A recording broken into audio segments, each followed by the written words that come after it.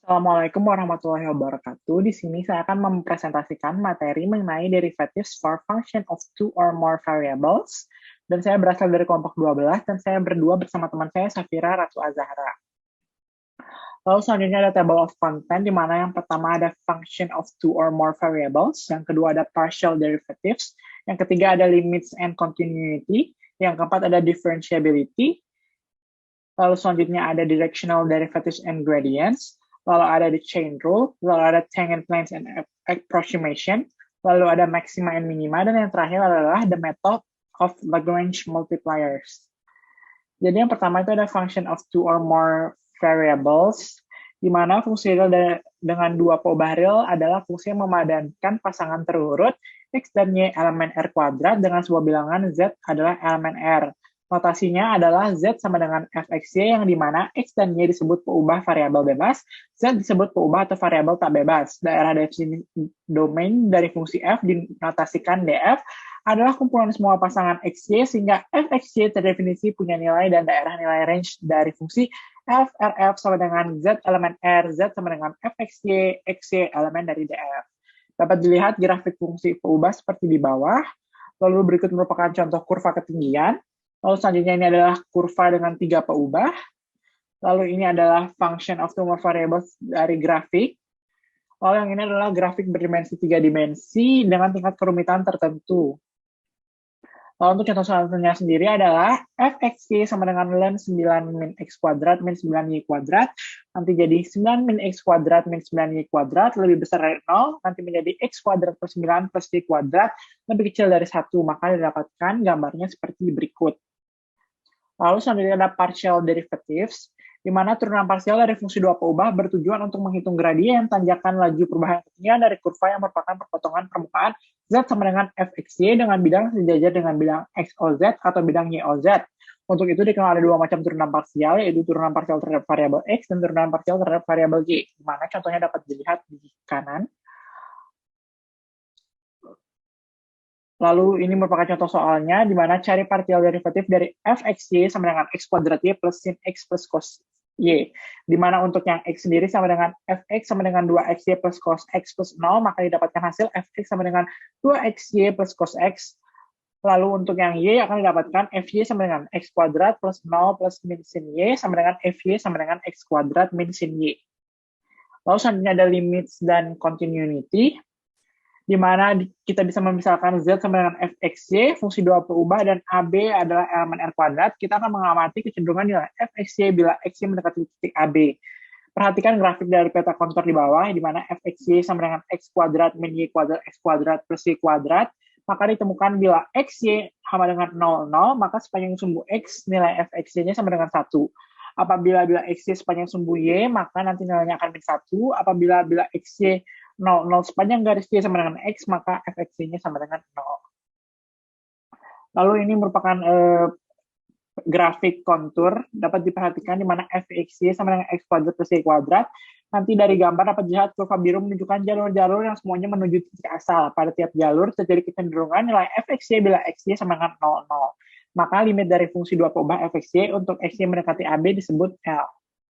Dulu itu contoh soalnya di mana limit x mendekati min 2, 3x kuadrat plus 5x min 9.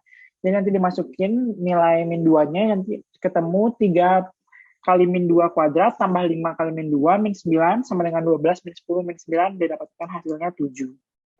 Lalu ada differentiability, di mana konsep dari differentiability atau turunan berarah memiliki tujuan untuk dapat mengetahui laju perubahan nilai dari fungsi dua peubah maupun lebih di satu titik pada arah tertentu. Dapat dilihat dari gambar, perhatikan permukaan Z sama dengan fxy PAB titik pada daerah definisi FU, suatu satuan yang berpangkat di B. Selanjutnya iriskan permukaan tersebut dengan bidang tegak melalui titik P dan memiliki arah yang searah dengan U, maka dengan demikian hasilnya akan berupa kurva seperti di bawah ini.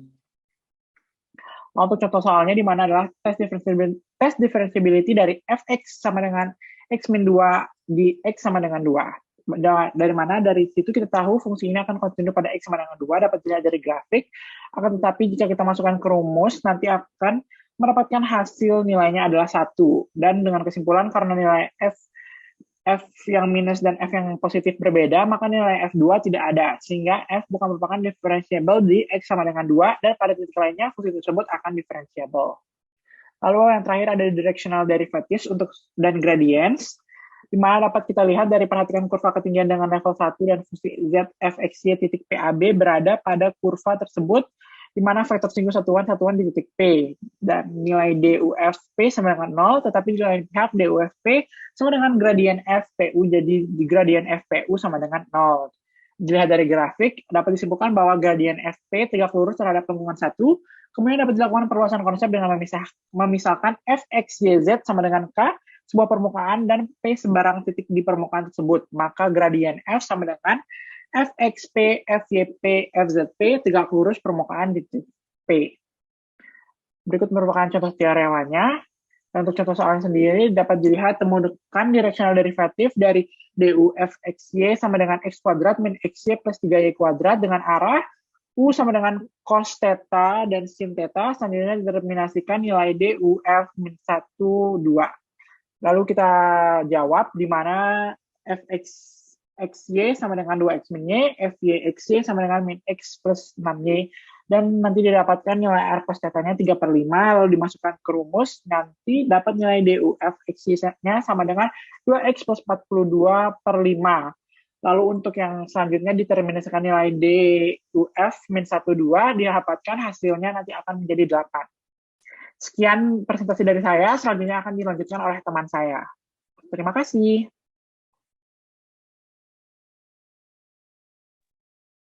Assalamualaikum warahmatullahi wabarakatuh. Perkenalkan, nama saya Safira Natul Zahra dari kelompok 12, kalkulus 2, akan menjelaskan tentang the chain rule.